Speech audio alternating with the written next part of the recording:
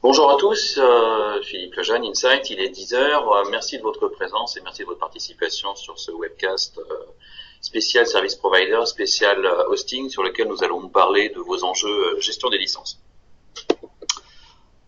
Donc ça c'est l'invitation que vous avez reçue. L'idée c'est de passer 15-20 minutes ensemble sur le sujet et quelles sont les bonnes pratiques et quels sont l'ensemble des paramètres à mettre sous contrôle pour mettre en place une gestion des licences efficace, commencer ou développer son activité. Deux mots sur Insight en préambule, deux mots rapides, hein, la plupart d'entre vous nous connaissent et échangent déjà avec nous. Insight, vous nous connaissez comme l'un des plus importants acteurs dans les transactions sur les licences et les contrats dans le monde du hosting. Nous sommes aussi depuis plus de 15 ans, depuis les années 2000, un expert de référence dans le SAM et dans la gestion des licences. L'idée aujourd'hui, c'est vraiment de faire converger ces deux pratiques, ces deux expertises, pour vous assurer un service au quotidien, un service régulier, pour mettre sous contrôle l'ensemble du risque licensing et l'ensemble de la démarche de gestion d'actifs logiciels dans votre activité. L'idée forte étant d'engager, de définir vos contrats au mieux de vos intérêts, ne pas subir la pression des éditeurs et d'adapter complètement à vos enjeux business les contrats que vous allez signer.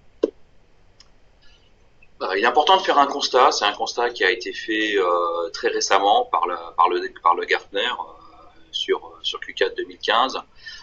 Ce que dit le Gartner, je vous laisse le découvrir à l'écran.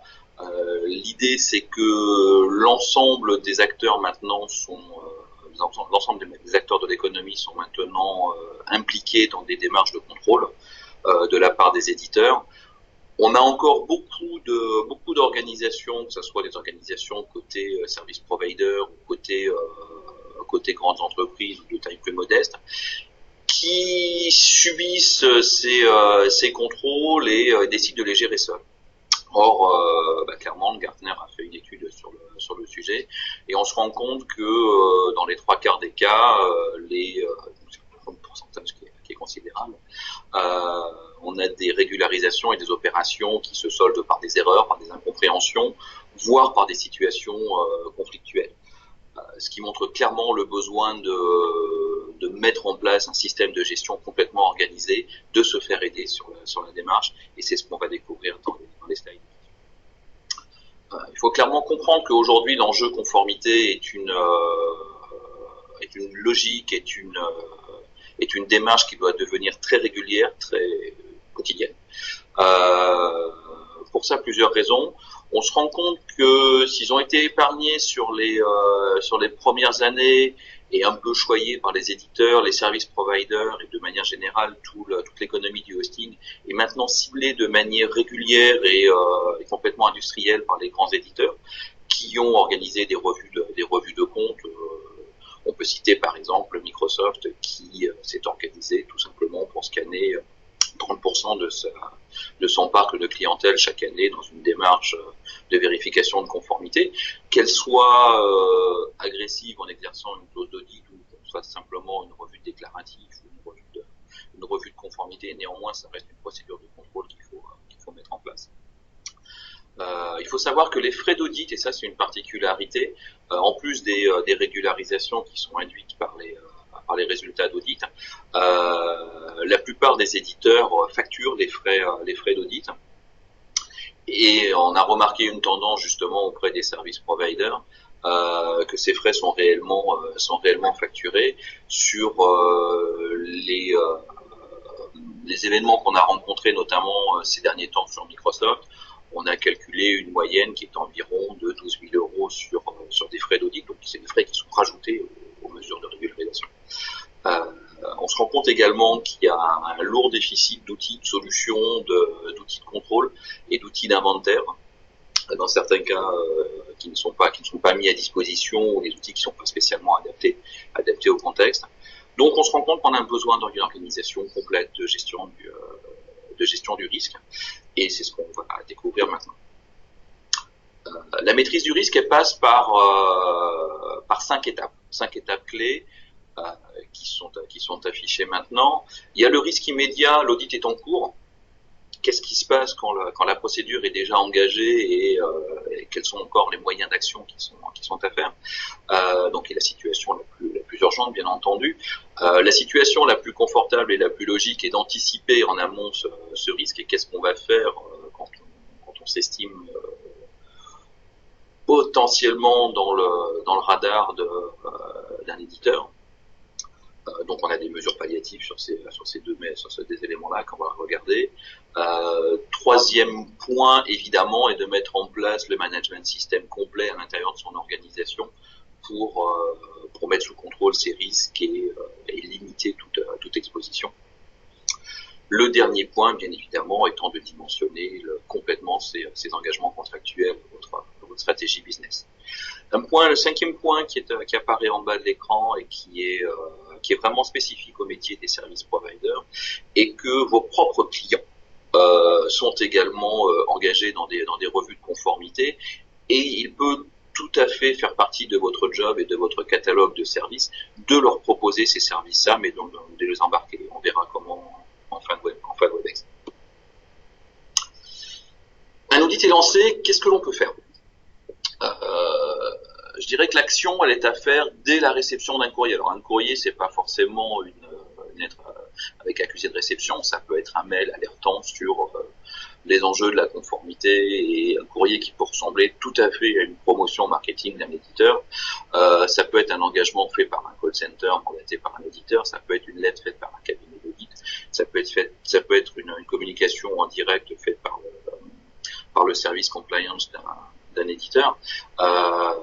L'ensemble de ces moyens de communication doivent vous alerter. L'idée forte d'un audit est lancée, c'est de ne pas subir la pression des éditeurs, c'est de ne pas aggraver la situation, et on se rend compte, je vous rappelle encore une fois les conséquences du Gartner, les trois quarts des communications audit se terminent par des situations non prévues dessus. La bonne stratégie, elle est clairement de garder un coup d'avance sur la démarche. Alors, garder un coup d'avance, évidemment, c'est facile aux échecs. Dans la vie quotidienne, il s'agit de maîtriser le timing et l'agenda. Maîtriser un timing, c'est ce qu'il y a de plus difficile. Heureusement, grâce au support de consultants qui sont spécialisés et de structures comme celle d'Insight, on sait garder cette maîtrise du temps. L'important, c'est de trouver les failles à chaque étape de cette stratégie d'audit, de retrouver les meilleurs axes de négociation. Je vous rappelle qu'une démarche d'audit reste une démarche de négociation commerciale. On n'est pas du tout sur un plan d'un conflit juridique. On n'est pas devant les services judiciaires ou quoi que ce soit. On reste dans une démarche qui reste dans un environnement de négociation commerciale. L'idée, c'est de trouver les meilleurs axes de négociation, bien évidemment. Autre point important qui est aussi capital que de garder, de conserver, mettre ensemble l'ensemble des actions pour garder un coup d'avance, c'est de comprendre exactement l'exercice et le déroulement qui se met en place. C'est-à-dire qu'est-ce qui est réellement attendu, quelles sont les limites de l'audit. Je vous rappelle qu'un audit est toujours circonstancié sur plusieurs éléments, à la fois sur le temps, il y a une période particulière qui est prévue sur l'audit, il y a une géographie qui est particulière sur l'audit, donc ça concerne certains sites, certains data centers, certains éléments. Et ça concerne un certain nombre de produits également. L'idée, c'est que l'ensemble de ces points soit clairement défini. Bien évidemment, il s'agit de comprendre également les entretiens qui sont faits avec les auditeurs. Et là, encore une fois, toute la force du Consulting Insight est là pour vous aider, pour décortiquer exactement les attendus et les discours et les réunions que vous allez avoir avec les auditeurs qui sont impliqués. Bien évidemment, savoir challenger les réunions derrière.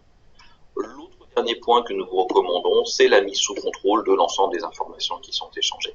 Il s'agit de complètement verrouiller l'ensemble de la communication qui est échangée entre votre organisation, l'ensemble des acteurs service providers et l'éditeur qui est derrière.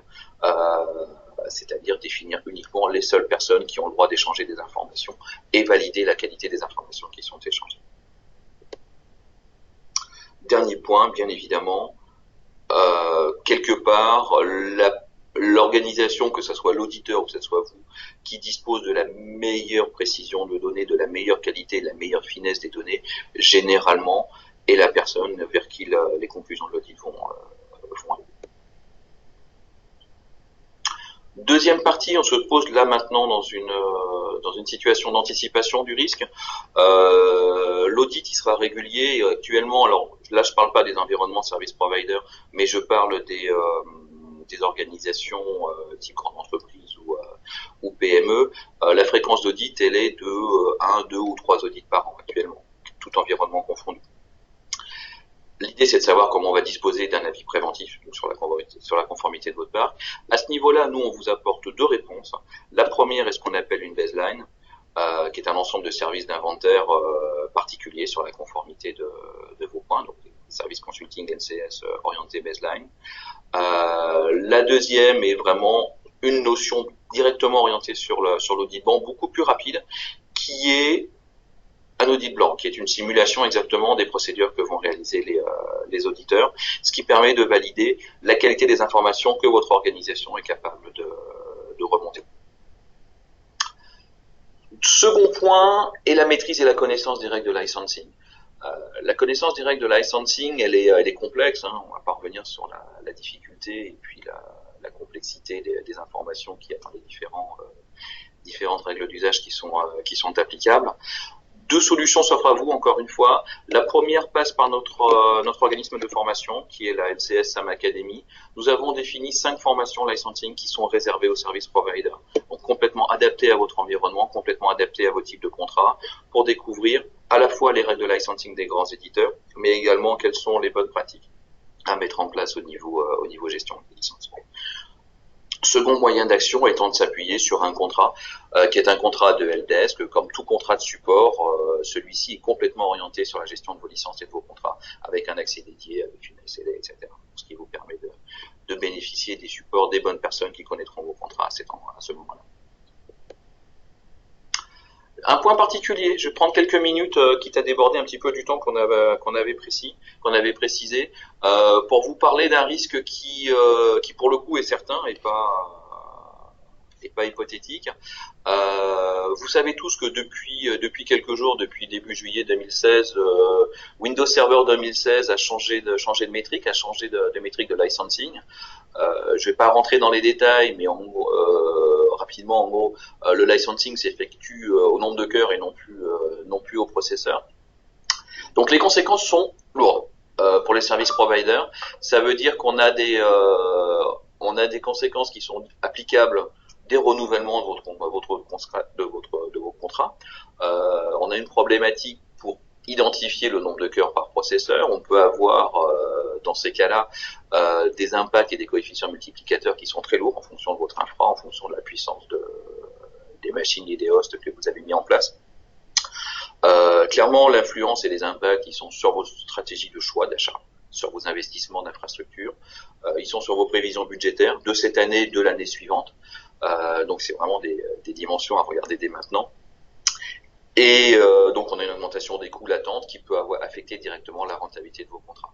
Ce qu'on vous propose, c'est une mission spécifique sur le traitement de ce risque, à la fois sur Windows Server 2016 et sur SQL 2016, pour regarder l'étude d'impact de ces conséquences, savoir chiffrer l'exposition de ces changements de licensing sur votre infrastructure, vous rappeler au cours de la mission, bien sûr, le licensing model et son moyen de contrôle, et les recommandations qu'on peut vous fournir par rapport à vos engagements clients, par rapport à vos moyens et vos méthodes pour facturer vos clients, pour gérer ce risque. Encore une fois, là, on est sur un risque qui est immédiat et on a beaucoup de missions, beaucoup de réflexions sur ces sujets-là en ce moment. Je vous invite à y réfléchir. On va passer maintenant sur une notion d'organisation. Donc, on est beaucoup moins dans la gestion de la crise immédiate, de la gestion des audits à venir ou en cours, mais comment on va se préparer sur cette organisation de gestion. Quel est le business model, enfin, quel est le système de gestion que vous allez mettre en place pour gérer vos licences. En résumé, et pour comprendre, on a deux éléments à mettre sous contrôle et on vous recommande de mettre 2 éléments de réflexion. Une partie sur l'aspect design de l'organisation, définir qui va faire quoi à quel moment, et ensuite sur les choix d'outils. J'insiste sur l'ordre, l'idée étant vraiment de suivre les bonnes pratiques de toute gestion de projet à ce moment-là, c'est-à-dire de réfléchir d'abord aux personnes, ensuite aux process et in fine aux solutions. On a vu beaucoup trop de démarches se précipiter sur un choix de solutions en pensant que les solutions vont faire tout et vont aider à l'organisation. L'expérience et le terrain a montré qu'il n'en est pas vrai. Donc commençons par cette phase de design de l'organisation, ensuite de trouver les solutions et les outils qui vont aider au fonctionnement. Bien sûr, et travailler sur la mise en page et la mise en place et le pilotage de cette organisation. Les avantages à travailler ensemble sont simples. Aujourd'hui, vous avez beaucoup d'offres sur le marché qui proposent des solutions de gestion de parc, d'inventaire, de démarches SAM. La plupart ne sont clairement pas adaptées aux environnements et aux métiers et aux contraintes des services providers. L'idée, évidemment, vous travaillez sur un choix d'une solution d'une organisation qui sera longue. Il ne faut pas se tromper dans ses investissements. Donc clairement, éviter les pièges et les coûts cachés d'une fonction qu'on aurait oubliée ou qui serait pas mise sous contrôle, dont on se rend compte du besoin 18 mois après le lancement du projet, est un vrai souci. Autre point important, on s'est rendu compte, et là les expériences passées nous le montrent tous les jours, que travailler avec un expert, avec un consultant qui sera capable d'aligner l'ensemble des besoins internes d'une organisation est importante. L'important est de définir une expression de besoin qui soit homogène et qui prenne en compte l'ensemble des contraintes des différents acteurs. On parle des acteurs commerciaux, qu'on parle des acteurs financiers, qu'on parle des acteurs DSI, exploitation.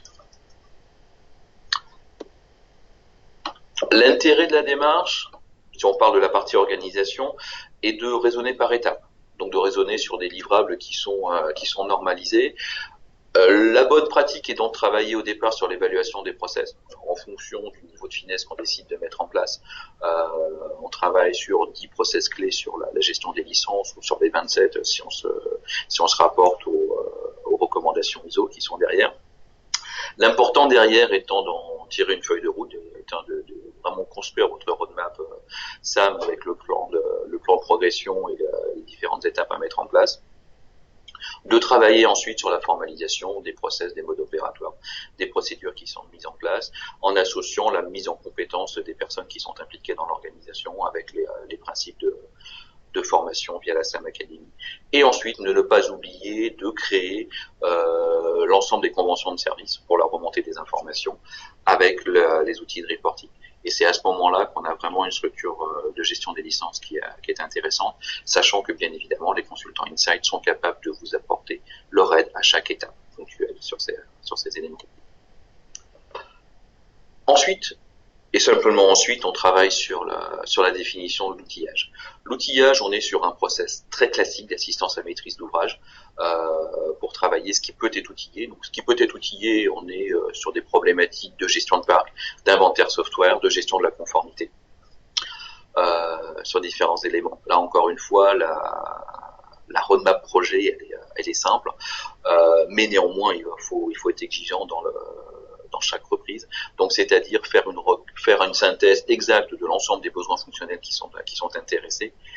La démarche étant de ne pas subir ce que va vous proposer les différents acteurs, ce que vont vous proposer les différents acteurs du marché, mais clairement de réunir vos contraintes à vous, vos exigences techniques liées à votre propre infrastructure, connaître vos besoins fonctionnels pour ensuite aller challenger les différents acteurs du marché.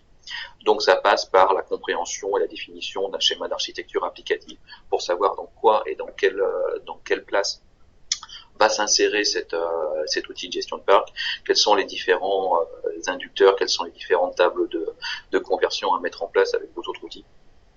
Comprendre également les acteurs du marché, définir le budget, et ensuite on est sur une démarche très classique de conduite RFI, RFQ, avec l'ensemble des démonstrateurs qui sont mis en place. Là encore une fois, les consultants AMOA d'Insight sont capables de vous aider à chacune de ces étapes. Dernier point, l'intérêt étant de renouveler vos contrats, et là quand je parle de contrats, je parle des contrats type SPLA Microsoft par exemple, mais ils sont parfaitement applicables au cas VMware, au cas Citrix et sur d'autres environnements. Nous avons chez Insight développé une practice, License Consulting Services, adaptée au hosting pour l'ensemble ce qui va mettre sous contrôle l'ensemble des étapes liées à chaque éditeur. Encore une fois, on parle de Microsoft, on parle d'IBM, on parle de SAP, avec une organisation complètement normée. L'intérêt et la finalité, et toute la stratégie de cette démarche étant de prendre l'évolution de votre business model à vous, votre démarche et vos stratégies commerciales, pour la pousser dans le temps et de faire en sorte que dans le temps, l'enveloppe contractuelle qui sera définie soit complètement en phase avec vos intérêts. Encore une fois, ne pas subir la pression des éditeurs.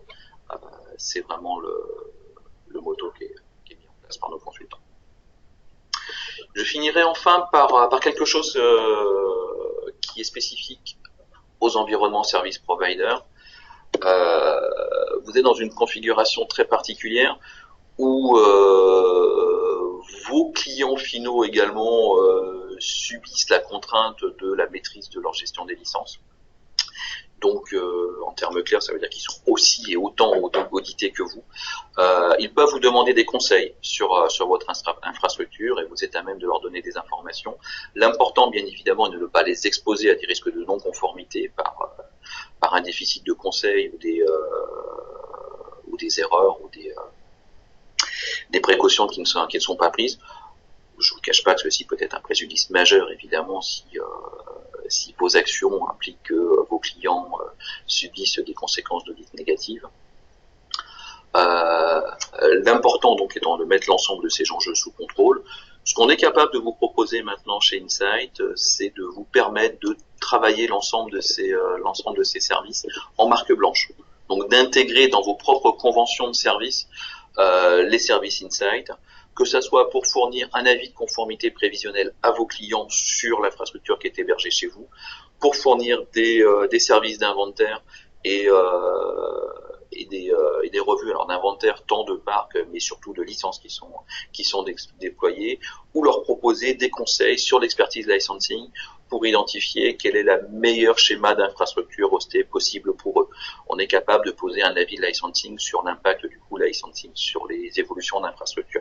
Et c'est l'ensemble de ces services qu'on vous propose aujourd'hui d'intégrer dans vos offres commerciales à vos clients, sachant que derrière, vous encapsulez complètement la démarche Insight en marque blanche. Bien entendu, toutes les notions d'audit défense qu'on a vues sur le début des actions est complètement opposable à vos clients. Il n'y a pas de problème et avec grand plaisir. On arrive au bout de ce WebEx. N'hésitez pas à poser vos questions, n'hésitez pas à partager vos expériences, vos cas pratiques. On est là pour en discuter ensemble. Parlons-en maintenant, parlons-en par mail par la suite. Si vous voulez garder un aspect de confidentialité, c'est évident. C'est un point important, la confidentialité. Je terminerai par ça. Bien évidemment, l'ensemble de ces opérations est couvert par des NDA forts. On travaille sur de l'information sensible, sur l'information financière à risque potentiellement. Donc il est évident qu'on doit mettre complètement sous contrôle lors de ces missions la circulation des informations et on met en place l'ensemble des garanties pour que les informations ne circulent qu'entre nos consultants et vous et nulle part ailleurs. Je vous remercie de votre attention et je vous dis à très bientôt et je reste à votre écoute.